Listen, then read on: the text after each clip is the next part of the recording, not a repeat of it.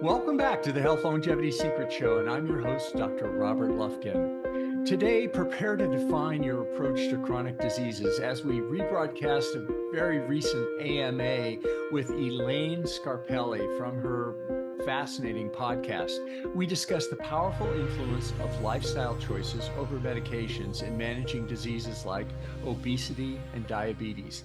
We navigate the murky waters of the healthcare system, examining the tug of war between drug profitability on one hand and the true benefits to health.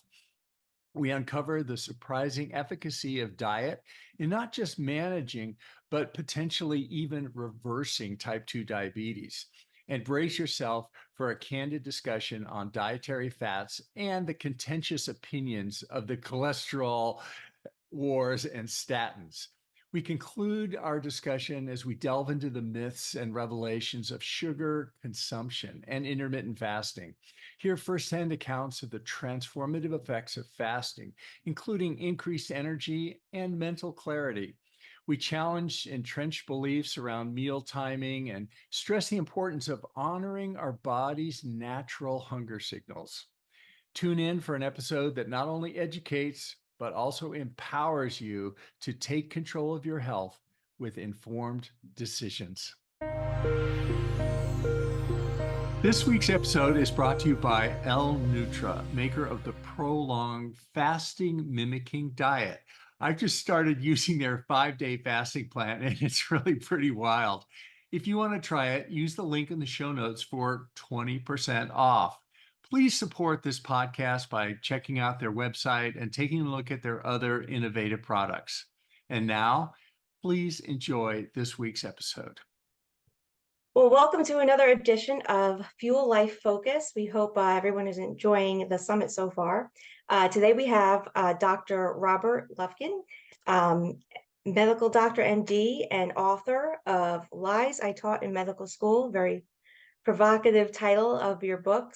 And you generously allowed me to address you as Rob. So thank you for that. Oh, thanks. Yeah, thanks, Elaine. I'm so excited to be on your program. I'm a fan, and it's great to be here in person. We appreciate that very much. Just really quick before I get started, if you want to give us a little, really, the Cliff Notes version of your bio, how you got here. Yeah, I'm basically I'm a physician. My specialty is radiology or medical imaging. I've spent my whole career in medical schools, basically at UCLA or at USC, where I'm a professor at both of them at various times. And that experience was really foundational for me because it allowed me in that role. I got to practice medicine and actually treat patients and hopefully help them. Also do research and in a very narrow area that I was working in, at least I was able to set up a laboratory and write hundreds of peer-reviewed papers and get grants and do the usual medical establishment type things there. And then finally, and perhaps most satisfying, I was able to work with students and doctors in training. As one of the goals of the medical school is to help teach people and also learning from them as well. But I was able to do all three of those things. And then about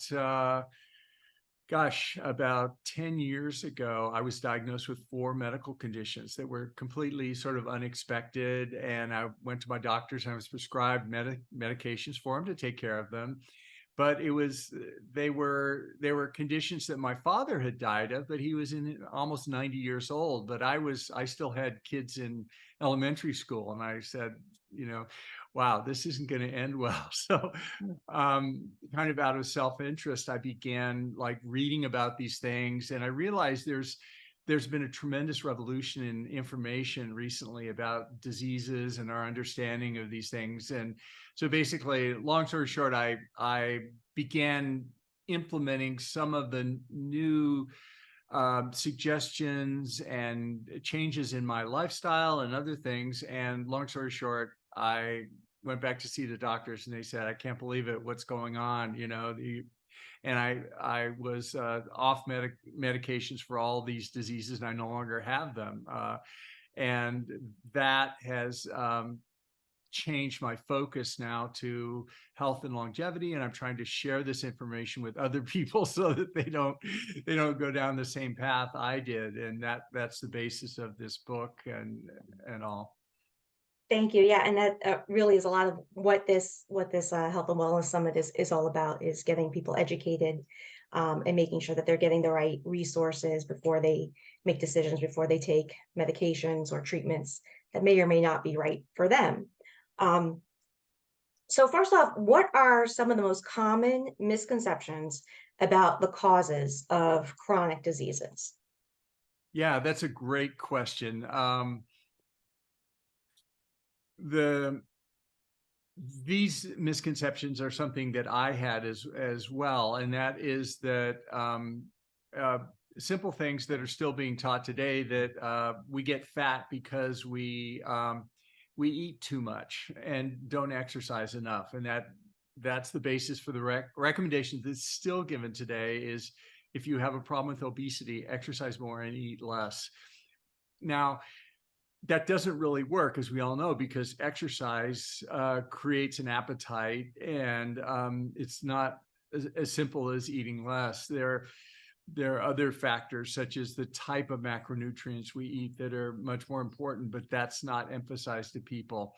Other misconceptions about the origins of chronic diseases are that, well, Alzheimer's disease, the idea is that it's beta amyloid plaques in the brain, these kind of plaques that research has been directed at over decades with essentially unlimited funds, with the results that there are no medications, effective pharmaceutical medications for Alzheimer's disease. So I think that chronic disease, Alzheimer's, the basis for it is a misconception that it's caused by beta amyloid plaques. And as I go in detail in the book, there are many other causes that are effective treatments for Alzheimer's disease that can either slow it or reverse it or prevent it from happening. But you can go down the list with chronic diseases like cancer.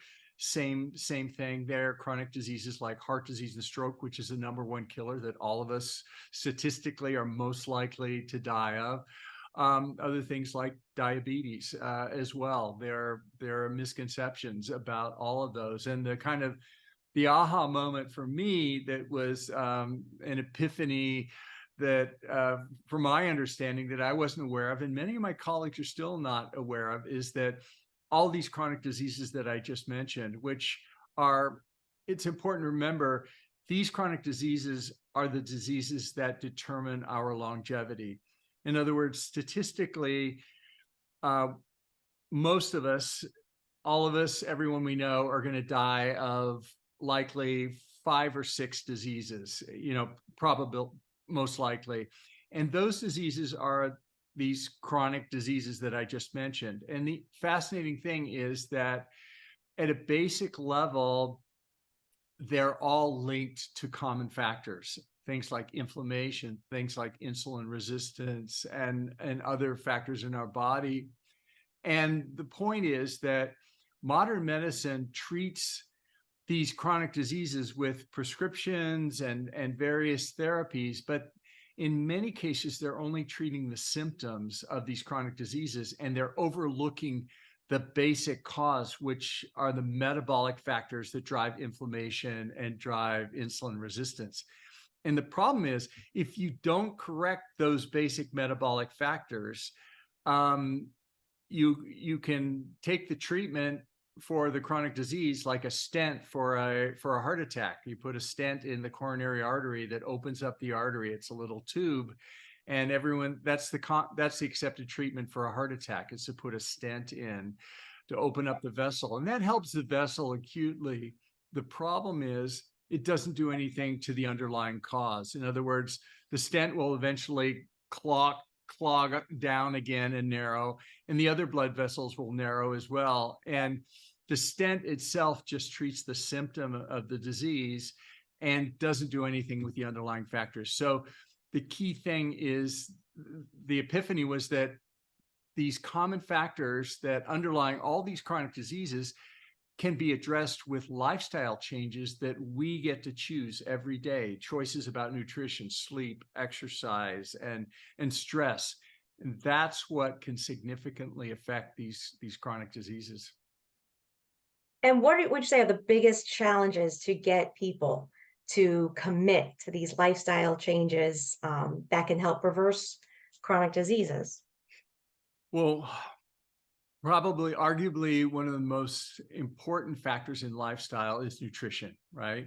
And we live in a world full of junk food, and I should know I'm a recovering junk food addict. I struggle with it all the time, um, and when I first began doing this work, I thought it's just a matter of educating people. That if you're a type 2 diabetic and you eat this sugar donut, you'll make your diabetes worse and you'll eventually get your foot chopped off, you'll go blind, your kidneys will fail, and you're in dialysis. And diabetes is the number one cause of all those things I just mentioned.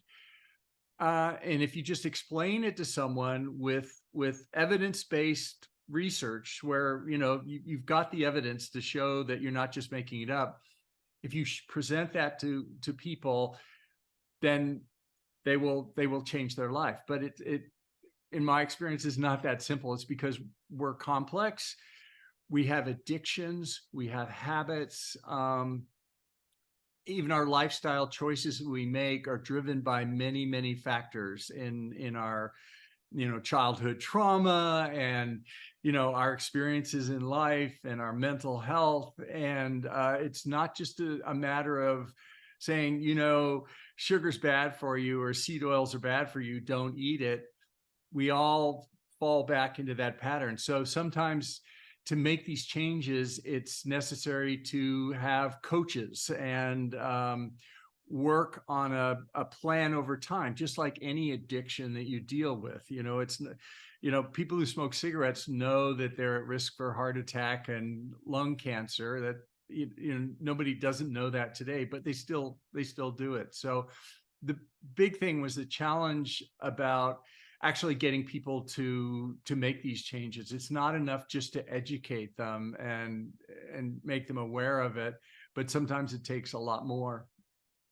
Sure. No, and I think also the fact that there was so much misinformation over the years. Like I remember when I, was much younger, it was low fat, low fat, low fat, and no one told me that I had to watch my sugar intake. And then it became the whole, oh, let's just, cut out all the carbs, all of them, every single one of them. And then I think over time, we're getting different bits and pieces of information. And I think right now, like for me personally, right now, I'm focusing my workouts more on building muscle, whereas before I was just running on that treadmill thinking that, I was going to run myself into good health. And, now realizing that there's some better ways. So I think it's a matter of really getting all that information, finding out what's best for you, because I think exercise is a little bit individual, but yeah, my next question would be then, what role do you think the medical and or the pharmaceutical industries have played in some of this misconception? A big role. And I'm not saying it was necessarily intentional, although there are examples of misconduct where people knowingly drove things with financial incentives a certain direction. But a lot of it was just people tried to hopefully people tried to understand things as best they could and make the best decisions at the time. The problem was, as you pointed out, there were national public policy decisions made about the type of nutrition to have, specifically the low-fat diet and the food pyramid, which has driven people to a high-carb diet, which is very toxic for many people, driving diabetes and inflammation and all these, and heart disease as well. So the pharmaceutical industry is very much to blame, and the healthcare industry is is to blame as well. The pharmaceutical industry has, you know, has a profit motive for certain drugs, and you know, they have an obligation to their shareholders to make money. And if you have two drugs that one is more profitable but slightly less healthy, and the other is less profitable but slightly more healthy, which one do you think they will take? So it's complicated. You know, our system is designed for our healthcare system is designed for the delivery of pills and surgery largely, and our visits are very short so that a pill can be given. People would rather take a pill than go out and exercise or change their diet. You know, they'd rather take Ozempic than do other things to lose weight. Which Ozempic is one of the new weight loss drugs that's very expensive. It's very effective, but it has some downstream side effects that we're just beginning to appreciate. But so it's complex, but all of those institutions are implicated in this, I think. Sure. No, absolutely. What would you say some of the most promising new approaches to either reversing chronic diseases or really, most importantly, preventing them altogether? What are, and even some things that you would recommend? Yeah, I mean, I think we've undergone a revolution in our understanding of the drivers of these chronic diseases, and I think now, for the first time, there's overwhelming evidence that these things are effective, that we can do every day in our lives, and these things are going to be more effective than taking an Alzheimer's drug, which doesn't work, or some of the other drugs for the diabetes. Now, to be clear, I'm not saying stop taking your drugs and just do lifestyle things. Drugs have a role in saving lives and the acute management of these diseases. If I'm a type 2 diabetic and I'm taking insulin and metformin, I'm not saying stop those things and just cut your carbs. That has to be managed very carefully. But there's very strong evidence from studies from companies like Virta and other companies that have shown pretty much compellingly that type 2 diabetes can be reversed with dietary restrictions, with a low-carb diet. People talk about the carnivore diet, which is sort of the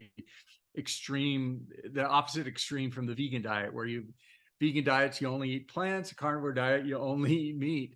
But the thing with meat, there's really no carbohydrates in the meat, and carbohydrates are the drivers for type 2 diabetes.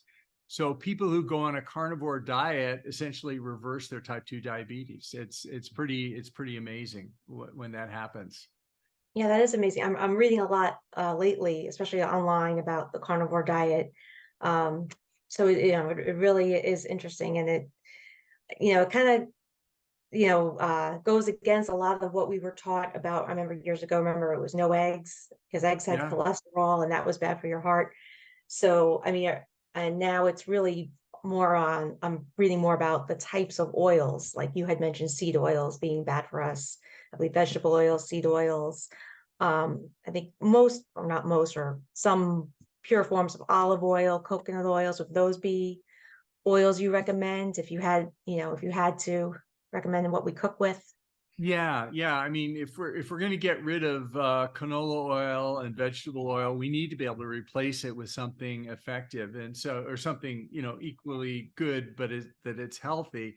So the oils that I use to replace the seed oils with are things like olive oil, coconut oil, and these kinds of things as well. So there are substitutes for them that don't have the high amounts of linoleic acid. The seed oils are, first of all, they're industrial oils. They were originally developed as lubricants for German submarines in World War I. That was the Crisco oil. But then they found out that people could eat these, but they're there's a lot of evidence and growing evidence that they're very pro-inflammatory, and the inflammation is, as we said, one of the main drivers of chronic disease. So even though the American Heart Association on their website recommends canola oil as a heart healthy oil, I disagree. I don't think the evidence is there. And part of it is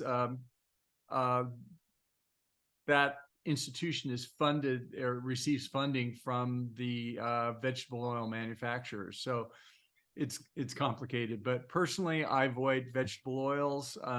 I substitute, avocado oil, coconut oil, or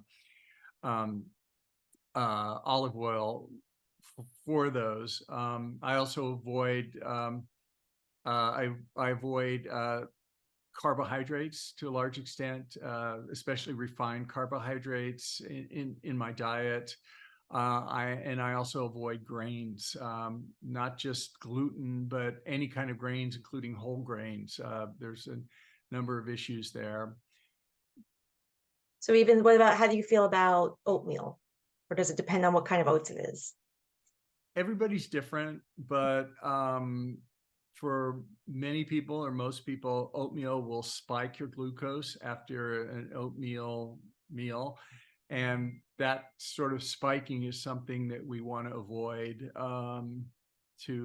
avoid damage to our blood vessels. And the HA1C marker that's a diagnostic test for diabetes, is actually a measure of glucose damage to red blood cells. So oatmeal is something I would avoid.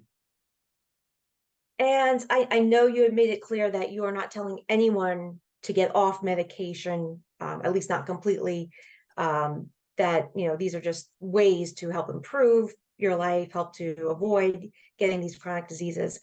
What would you tell someone, however, that was diagnosed with high cholesterol, and how do you feel about statins, It's good question. Statins are, a very controversial hot button issue today.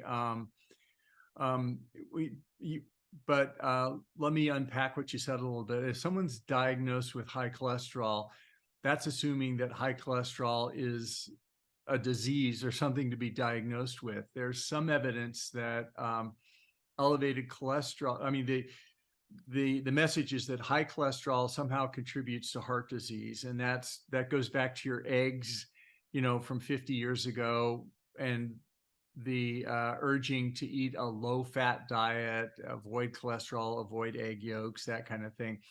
So the question is, does elevated cholesterol, does that drive heart attacks? And there's growing evidence that shows that the effect may be much, much less than we thought. Certainly, there's no question now. Everybody pretty much agrees that dietary cholesterol, in other words, what we consume in our diet from eggs and things, doesn't have an effect, really a significant effect on our blood cholesterol. So what we're talking about, high cholesterol, is high blood cholesterol, and you don't have to worry about your diet for the cholesterol there. But in the blood cholesterol, things like LDL cholesterol is one of the markers that's elevated in heart disease. And the question is this causing heart disease? Well, there's famous studies to refute it, that half the patients who come in with an acute heart attack have normal cholesterol. They don't have elevated cholesterol. If you look at the risk factors, though, elevated cholesterol, is a risk factor for heart disease, for a hazard ratio for heart disease and heart attack. But it's relatively small when you compare it to things like smoking or metabolic disease driven by carbohydrates and sugars, or type 2 diabetes, certainly. So then the question, go ahead. No, I'll finish. Then the question becomes, the statins are drugs, as we know, that lower our blood cholesterol. They lower the lipids in our blood cholesterol. Well, the question is, are statins associated with decreased risk of heart attacks? Well, actually they are. So then why not take them? Well, you have to examine the risk-benefit ratio. The benefits from statins are usually exaggerated in the advertisements by showing a relative risk versus an absolute risk. The absolute risk is about 1%, which is actually very small risk improvement in heart attacks. That's 1 out of 100. But heart attacks are the #1 killer. So why wouldn't I take a statin, right? Well, there are actually problems with statins too, as far as side effects. A lot of people have muscle problems. People have memory problems with statins. So there are, some people that just don't want to take statins because of the side effects. So in general, you have to make the decision with your doctor. But I would urge people to look very closely at them. If you have a 0 calcium score and no family history of heart disease, even the American Heart Association recommends, or the American Cardiology Association recommends canceling or discontinuing statins. Oh, really? Oh, I didn't know that. Yeah. So if you're on statins and you don't want to be on, get a coronary calcium score. It costs about $100, and it looks for calcium in your coronary arteries, and then you can stop the statins. Your doctor will agree with that. Great. No, I never heard of that, but that's very interesting. Yeah, I'm just curious as to how you feel about, we talked about cholesterol and how, there's, some disagreement, so to say, on is that really the cause of a heart attack? What about something like high blood pressure and the effect of high blood pressure on heart attack, and what can people do to get their blood pressure under control? Yeah, high blood pressure or hypertension as it's called, is a huge health issue.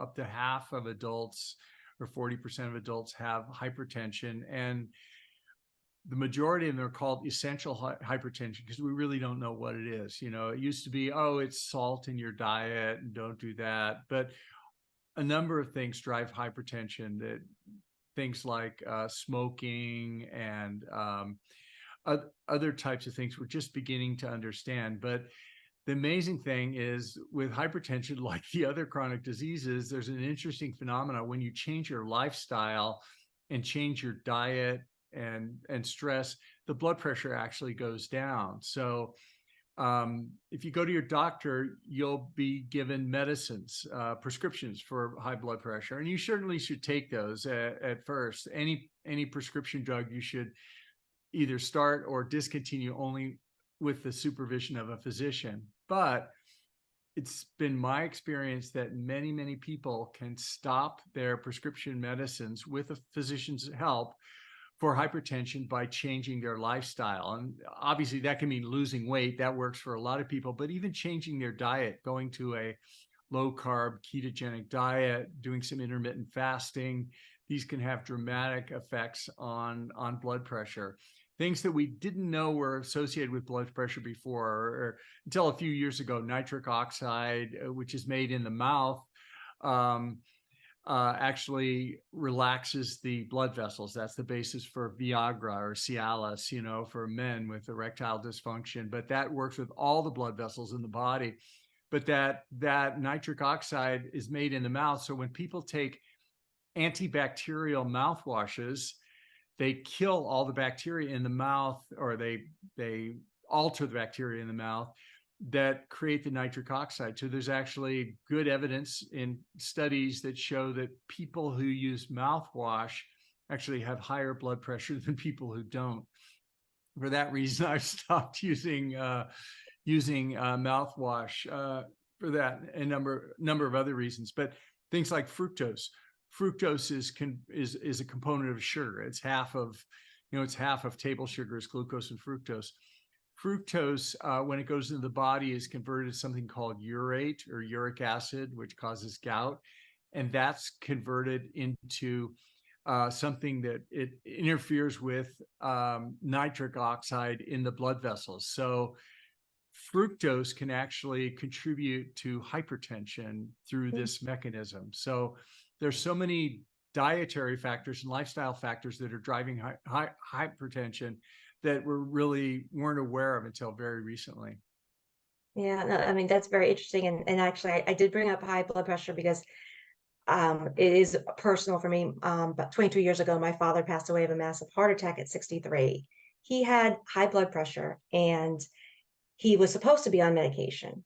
And he decided that he didn't like the side effects and that he didn't need it. Now, it would have been nice if he changed some lifestyle, his diet, or reduced his stress, or some of those other things.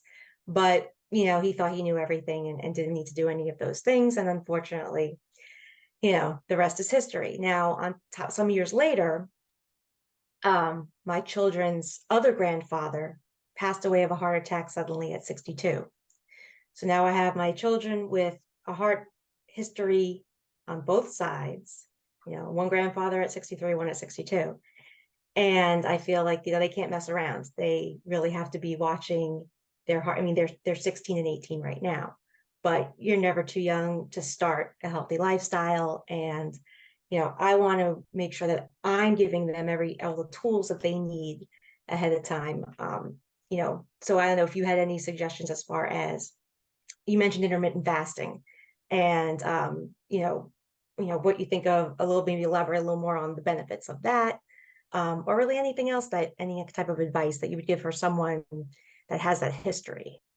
Yeah, well, I can certainly relate to it. I've got a 12-year-old and a 14-year-old daughters. And so they go to the school and the school serves them, orange juice and, which is like a candy bar, and basically sugar cereals, and then chocolate milk and all these sugar laden things in their diet. And they're constantly exposed to sugar. But the dietary things that we talk about, like intermittent fasting, is very, very powerful. I would just say that anything I'm recommending is pretty much for adults, and with children, we really don't know what's going on. Is some of the more extreme stuff like fasting for kids. It's you just need to be careful of it and coordinate it with your pediatrician. Certainly, avoiding sugar with your kids is okay, because sugar is, the macronutrients, fat, protein, and carbohydrates. Carbohydrates, of which sugar is a type, is the only macronutrient that's non-essential. In other words, you can be perfectly healthy without eating any carbohydrates or any sugar. So kids can avoid that. But the other stuff, fasting is a very, very powerful tool in my experience. And if you don't want to change your diet, you say, hey, I like my orange juice, I like my oatmeal or whatever, but I want to be healthy. Is there anything else I can do? And actually, yeah, there is. It's just, and the answer to that is stop eating all the time. In our modern times, we get up in the morning, we have breakfast, and then we have a snack the midday, and then we have lunch, and then we have another snack, and then we have dinner, and then we have another snack. And the drill. Or certainly that was my life, at least. But there are a number of reasons in our biology that it's beneficial to just not eat and not have food in our gut. And one of the mechanisms is a protein called mTOR. It turns mTOR into a favorable state that promotes things like autophagy and healing of our bodies, and prevents accelerated growth that can drive cancers or heart disease or Alzheimer's disease, all these other things. So intermittent fasting, even in a day, just start with cutting out snacks. Just eat once in a while. I've gotten to the point where I started that way, and then I dropped breakfast, and then I dropped lunch, and now I basically just eat one meal a day when my kids come home from school. And I have a great meal. I can eat as much as I want because it's only one meal a day. It's like you don't have to count calories or anything like that. But it's very powerful. And by fasting the rest of the day, for me and for many people, I find I have more energy, less brain fog. And when you fast, your body goes into a state called ketosis, where you're burning ketones instead of glucose or sugars. And when you're burning ketones, it naturally suppresses your appetite. So people say, like, oh, how can you go all day without eating? You get up in the morning, you exercise, and you haven't eaten since 6 o'clock the night before. How does that work? Well, it works great. And it's for me, I think it's a healthier way of being, and I've been doing it for a few years now. Yeah, I'm reading a lot of really great things about intermittent fasting, um, done the right way. It's funny because years ago, I mean, when I was a kid, I was told, don't leave the house until you eat breakfast, whether you're hungry or not, go eat breakfast. And I think now it's so important to realize, like, listen to your body. If you're not hungry, then you don't need to be eating right now. And I Yeah, try there's to, that. Yeah. yeah, Well, I there's try to that. do that too. Yeah, go ahead. Go ahead. No, I'm sorry. No, I was just gonna say, I try now, try not to eat until at least noon, have something at lunchtime. Um, drinking lots of water, and I am finding myself, a lot more alert, less brain fog, whereas I think there was some misconception before when we were told, oh, you must have an eating disorder if you skipped one meal. And that's not the case, obviously. Yeah, yeah. Whenever when I first started skipping breakfast, a little message would play in my head. It said, breakfast is the most important meal of the day. And my mom was a dietitian, and she used to tell us that too. And then as reading a little bit about it, it turns out that's actually not medical advice or even healthy advice. It's a sales pitch from uh, one of the creators of one of the very first junk foods was created by a guy named John Kellogg, who worked with the Seventh-day Adventist Church, and they were making cereals as an alternative for meat at breakfast because they felt meat was bad. It created carnal desires in people, and the cereal would help suppress this sort of thing. So Kellogg's cornflakes was marketed with the slogan that breakfast is the most important meal of the day, and it's worked. Kellogg still sells a lot of cereal, and that message is in all our heads, playing all the time. Yep. No, we definitely have to unteach ourselves some of the false information that we grew up on. I mean, and you mentioned orange juice, and yeah, when I was a kid growing up, I mean, that was the first thing I had was that cup of sugar, Yeah. and orange juice, and we thought it was okay because there was no added sugar to it. But sometimes that doesn't Yeah. matter. It could be just as bad. I don't think I've bought orange juice in about 2 decades. So I've successfully cut that habit, and my kids were never really, they didn't really grow up with orange juice. And even when they were little, I used to water down their juice, just Mm. to try to cut out their sugar. And now with my son, I have another reason to cut out his sugar because he has cavities. He's got, every time we go to the dentist, we have another issue. So it's not just for his gut health and his blood health and all of those other things, but for his teeth as well. So I've got plenty of reasons to make sure I educate my kids with all the best knowledge, all the best tools to give them to make some better decisions as they enter adulthood. Yeah, Yeah, definitely. and that's definitely what I'm trying to do. But I think we got a lot of really great information in this talk, and I think that everybody watching is um, learned a lot and would probably like I know I am wanting more. So I know that you've offered uh, a free excerpt of your book. So if you want, we'll have a link to that in our website as well. And yeah, if you want to tell them a little bit more about your book, and I'm sure they can get the whole thing if they want to purchase that as well, which I Sure. think would be a great read. Yeah, the book, this is a preprint. It's Lies I Taught in Medical School, a very provocative clickbait title, I admit. But anyway, it just goes through, and for each of 15 chapters, there's a lie that we talk about. And it covers basically a lot of the stuff we talked about today, but it's coming out in the spring. But if you're interested in it and would like to read a free sample chapter, we have the first chapter online at my website. You're welcome to download it and take a look at it and see what you think. And I recommend that everybody do that because I got a chance to preview it, and very interesting, and definitely I was wanting more. So I hope everybody goes to your website, we'll have the link provided, and I'm sure everybody was very happy to hear everything that you had to say for us today. So thank you so much, Rob. We really appreciate you taking your time out of your busy day, your schedule, to come join our summit. So thank you very much. And yeah, well, thanks for having me on the program, Elaine, and I can't wait to hear the other speakers on this program. If you are enjoying this program, please hit that subscribe button, or even better, leave a review. Your support makes it possible for us to create the quality programming that we're continually striving for. Also, let us know if there is a certain topic that you would like to see covered or a particular guest that you would like to hear from. Can I start? Is it recording? It's already recording. Oh, sorry.